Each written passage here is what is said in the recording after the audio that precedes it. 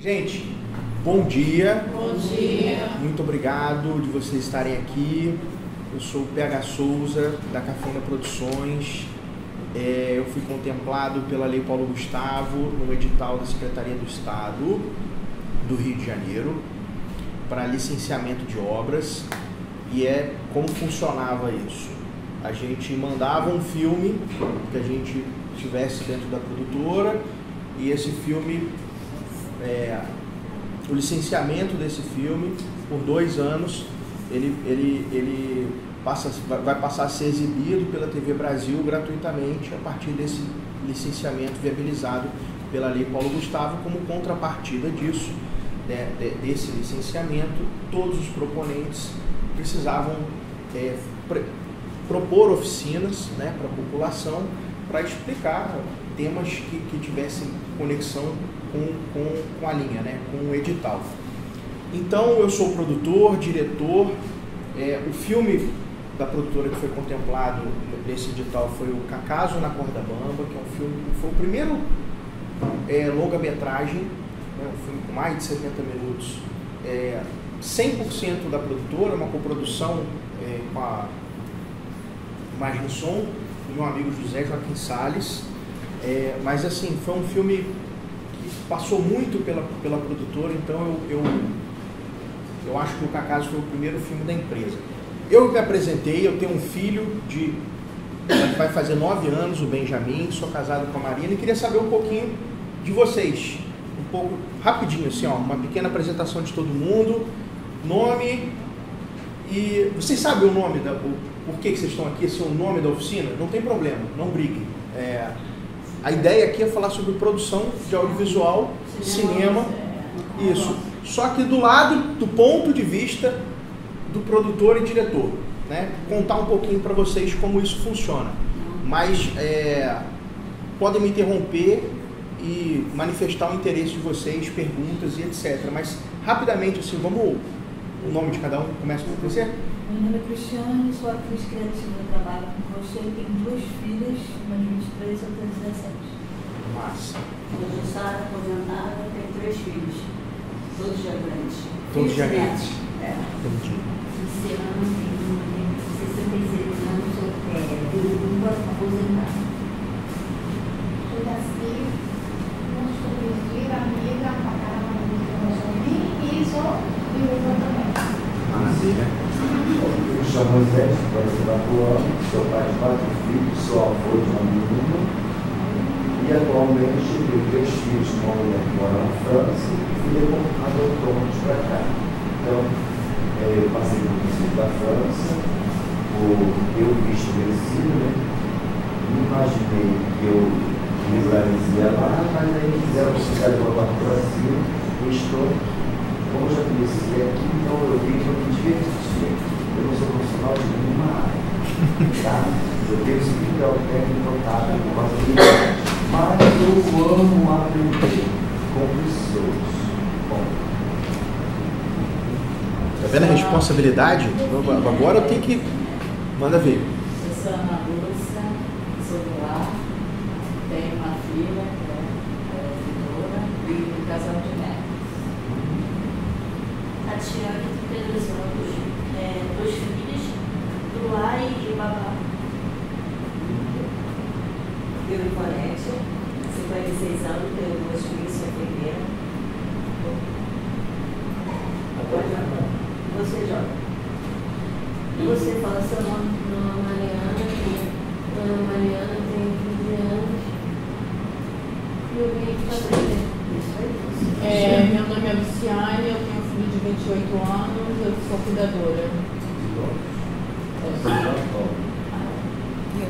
Sobrou? Sou Juliana, tenho 39 anos, tenho 3 filhas, 2 estão aqui. Sou esteticista e sou separada. Vem cá, como é que você se chama? Duvido que ela vai falar. Duvido. Fala seu nome. Quer falar não? Tudo bem. Como é que é o nome dela? Ana Letícia. Ana Letícia e Mariana. Mariana. Beleza. Então é isso, gente. Vou eu fiz uma colinha, porque eu não sou uma pessoa que normalmente falo sobre o que eu faço. E isso é uma oportunidade muito legal de fazer isso. Tem muitas maneiras de se contar histórias. Os gibis e os livros são, e a história oral, né, que as mães e os pais da gente contam pra gente, eu entendo que são as formas imediatas e que todos nós temos contatos ao longo da vida, né, mais rápido possível, e também são as formas que eu entendo mais importantes nessa formação da gente de entender linguagens, de entender os tempos, né? Todo mundo, pelo menos é o que eu acho, né? Dentro da casa que eu vim, que também não tinha nada demais, todo mundo sabe contar uma história, bem ou mal, a sua maneira, né? Se você conhece bem do assunto que você está falando, você vai contar bem uma história, certo? E a maneira como a gente conta essa história, eu entendo como linguagem. Linguagem de que maneira, de que forma, né? Eu posso vir aqui e contar para vocês a história do boi da cara preta, a história do homem do saco, e essas todo mundo já ouviu falar e todo mundo tem sua versão, né? Tenho certeza que existem versões das versões dessas histórias que mais ou menos a gente conhece. O cinema faz a mesma coisa. A gente pode ter uma história contada a partir do ponto de vista documental, que seria assim: de onde veio a história do homem do saco? Quem foi a primeira pessoa que falou isso? E aí a gente vai de uma forma investigar esse conto popular, né? E entender a partir de que região do Brasil ou de fora do Brasil chegou-se essa história, e tentar achar uma maneira de contar lá do começo até agora como é que essa história veio se perpetuando, né? De repente achar registros de fotos, de áudio, que a gente tem essa história contada de muitas maneiras pra gente. O documentário, de alguma forma, isso não quer dizer que seja sempre assim, de alguma forma vai buscar contar pra gente uma coisa com algum compromisso com a realidade, com a verdade, né? A gente vai tentar buscar, quando alguém faz um documentário, a gente vai tentar buscar o porquê daquilo, as razões reais, né? Não necessariamente, mas nem sempre, mas normalmente, a grosso modo, é isso que acontece. O Cacaso Numa Corda Bamba, que foi o filme, o documentário que eu fiz e que a razão de eu estar aqui com vocês, fala sobre o Antônio Carlos de Brito, que tinha o apelido de Cacaso, e o Cacaso foi um poeta, professor, um cara que deu aula de poesia, e além de dar aula de poesia, filosofia, o Cacaso foi um indivíduo muito particular, porque ele participou de um movimento da poesia brasileira nos anos 70 chamado de poesia marginal. E essa poesia marginal foi assim um movimento, obviamente, à margem, marginal porque ele estava à margem das publicações, porque aquilo que eles escreviam, em tese, já não deveria estar nos livros, registrado por conta da ditadura militar. Não só por isso, existia uma liberdade poética, era um movimento de jovens, e curiosamente, como poucos momentos da literatura mundial, o Cacaso era um professor que dava aula de literatura, que fazia aquela poesia, participava daquele movimento literário, e ao mesmo tempo escrevia e refletia sobre esse movimento. Ele já entendia isso como um movimento literário e causava reflexões a partir disso. Eu vou mostrar um trechinho da abertura do Cacaso para vocês, para, enfim, ilustrar o que eu estou falando, a abstração que eu estou falando, mas para vocês entenderem um pouquinho quem foi o Cacaso. Lembra que eu falei que nem sempre... Conheci o diretor Cacá Diegues. Opa, que infelizmente nos deixou agora, né? Ele nos deixou já. Agora. Esse que você Cacá Diegues. Gente,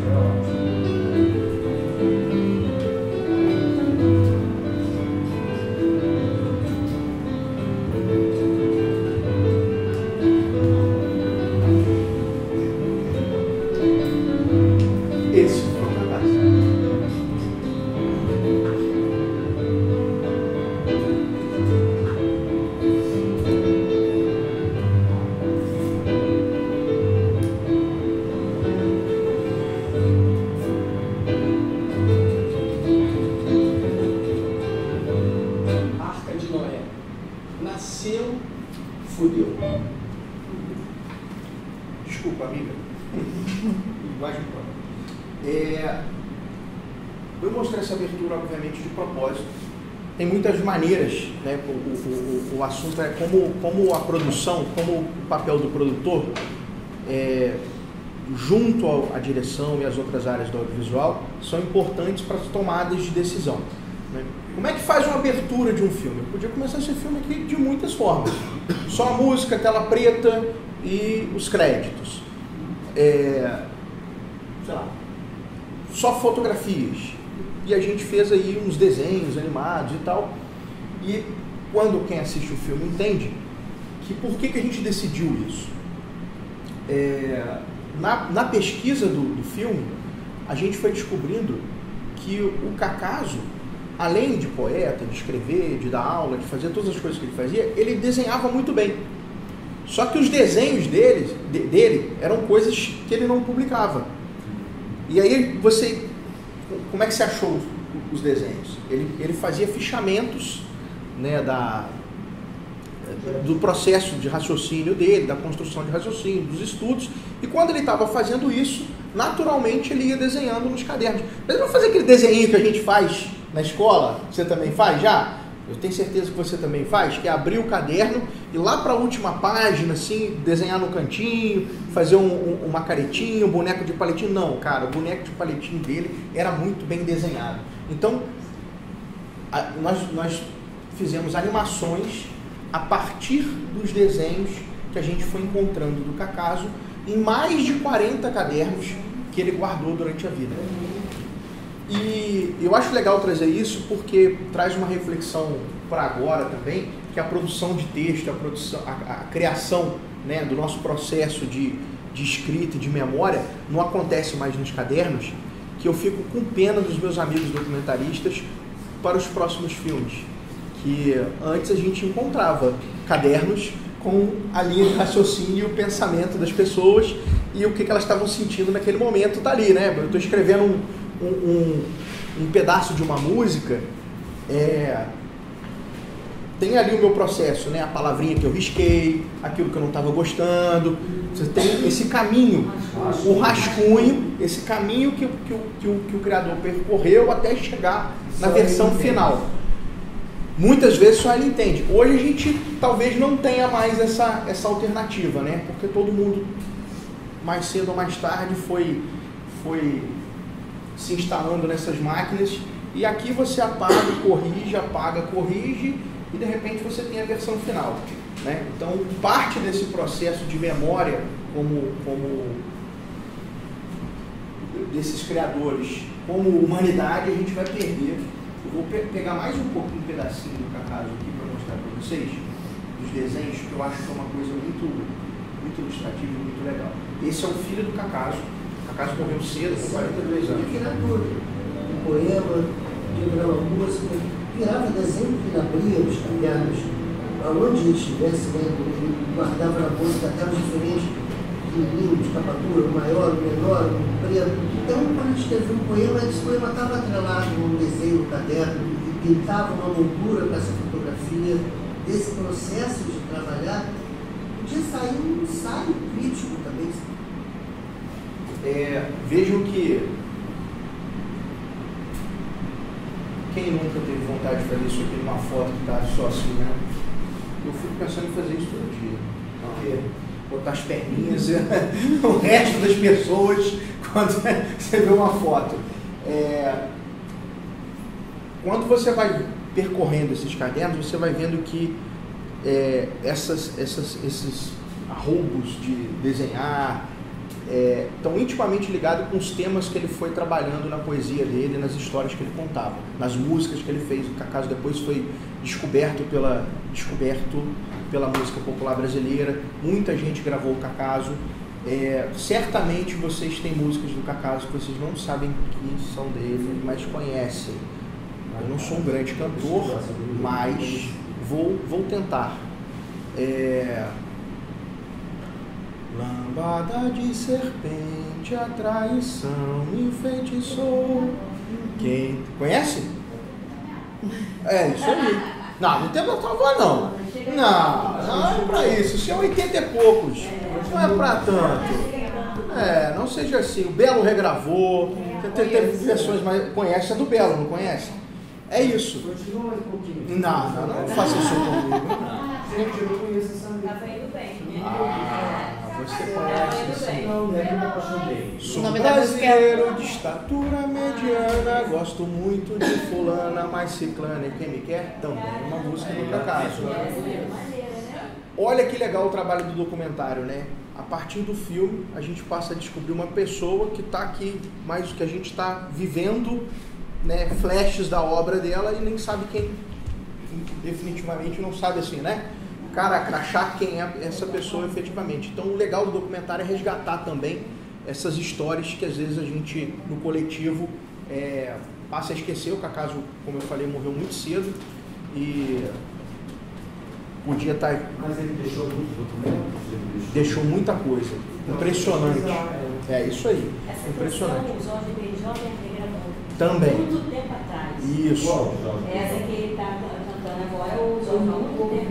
Linda, apaixonante. Enfim, deu um panorama assim do documentário a partir do Cacaso e nem sempre a maneira, nem sempre o documentário, como eu falei, é da mesma forma, né? Vou mostrar para vocês aqui um outro estilinho, uma outra possibilidade. Vai afinando a voz, tá? Vai ficando alinhado, tá? Vocês têm, foi? Gente, vocês têm, vocês vão fazer isso.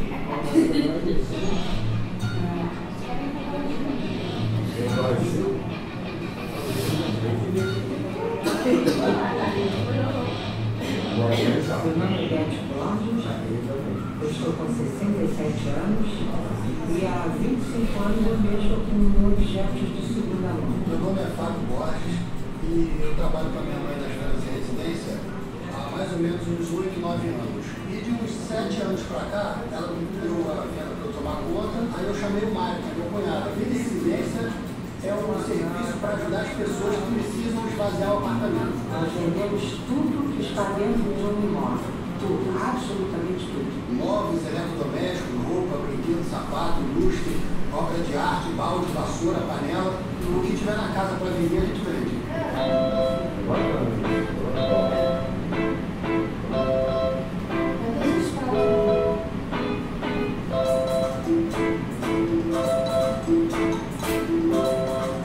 Meu nome é Alice Marques, moro aqui há 16 anos, mas o apartamento pertence à família desde a construção em 53. A dona Alice ligou para a gente há um tempo atrás, dizendo que o prédio dela ia ser demolido e ela precisava vender algumas coisas que tinham sobrado da mudança. Então resolvemos fazer para dar uma ajuda para ela para esvaziar o máximo possível lá do apartamento.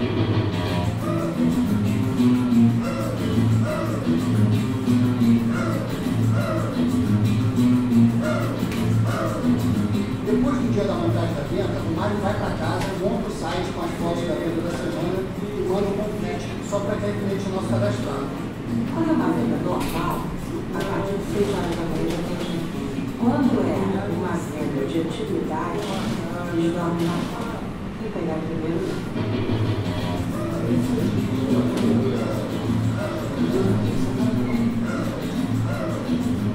Eu levo até o fim.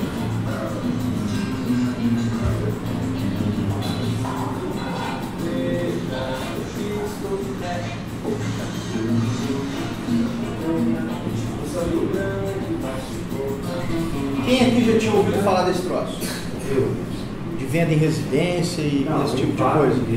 Eu estudo. Olha, esses dias lá na cadeia onde eu estava, na França, eu estava limpando os quartos do carro. Gente, eu achei um negócio desse tamanho, cheio de bolinha, de fazer os filhos de laboratório. Como que um preso, que está preso por documento, documentação irregular, né, que é uma sua validade de corpo, leva para dentro da cadeia um negócio de laboratório, de biópsia, de pesar cocaína, ele refina a cocaína, ele pega o negócio certo. Então, além dele ser um preso busca documentação com visto vencido, na vida real dele, antes dele, ele mesmo pode retirar o caminho e colocar na balança para fazer uma prova. Porque aquelas empolas, elas estão ensinando dele. Aí eu perguntei, gente, mais ou menos uns 10 centímetros. E lá tem umas bolinhas que cabem a prova. Ele pega fulano de tal bola, pega petróleo e tal bola, faz a mistura química. Aí joga, traça aqui e cola e vende a prova. Temos aqui um contador de histórias. Você vê que ele começou a falar e ele está amarrando certinho, né? O enredo todo, e a gente estava aqui prestando atenção, né? Entretidos na história, mesmo que o assunto seja outro, mas ele está.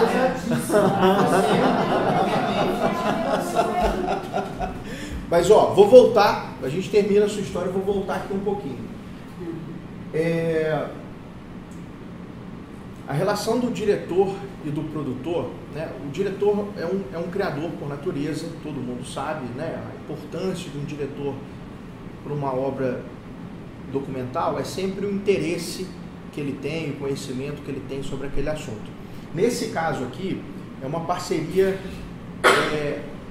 diretor-produtor, é a razão de eu brincar com o nome desse papo aqui, que é um produtor criativo, que é isso. Às vezes você é apresentado a um tema e diz assim, cara, isso é muito diferente, isso é muito interessante, como é que alguém abre a casa, né, porque mudou, neste caso aqui, esse prédio inteiro ia ser demolido. Então as pessoas se mudaram. Há uns anos atrás, eu nunca imaginaria que alguém, que existisse alguém que vivesse disso, que é catalogar os objetos da casa e vender. Essa pessoa vai sair de lá praticamente sem uma mudança, vai levar as roupas, o resto ela se livrou no bom sentido e ainda fez um troco com aquilo ali. Eu achei isso, é um brechó, só que é um brechó que ele não carrega as coisas para um lugar específico, as pessoas é que vão lá. E aí eu falei, pô, isso talvez desperte o interesse das pessoas, porque é muito inusitado, é muito diferente, e cada casa é uma casa, né? Então eu acho que a partir disso, cada história de cada casa daria para se contar um episódio, uma história. Então a ideia disso aqui era ser um programa seriado e que a gente fosse acompanhando essas personagens principais, que é o pessoal que cuida da venda em residência, mas ao mesmo tempo conhecer a história daquela casa e das pessoas que tiveram aquela casa, daqueles objetos, né? Todos nós temos, né, mais ou menos apego a alguma coisa que veio do pai, da mãe, enfim. É curioso porque realmente até dentadura rola. A gente, na pesquisa desse projeto, a gente foi se deparando assim, as pessoas levam por N razões, desde da tumba do sebo aqui, dos sebos e das feiras aqui do centro do Rio, Praça 15, a galera que compra gibi, que compra livros num preço muito barato, vinil, você vai descobrindo perfis, assim, tem gente que vai à venda em residência só para comprar móveis para móvel antigo, móveis para revender. Tem gente que tem apartamentos para alugar e compra esses móveis mais baratos para mobiliar esses trocar. Isso, exatamente.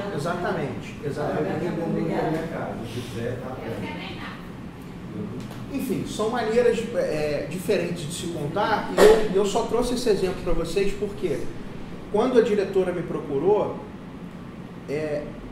ela achava o tema muito interessante, mas a gente só chegou num formato trocando ideia, juntos. Quer dizer, eu com um olhar nesse momento mais de produtor, tentando viabilizar qual seria a melhor linguagem, né, a melhor maneira da gente contar aquelas histórias, né? Como é que a gente faz desse tema um produto audiovisual, um conteúdo, né?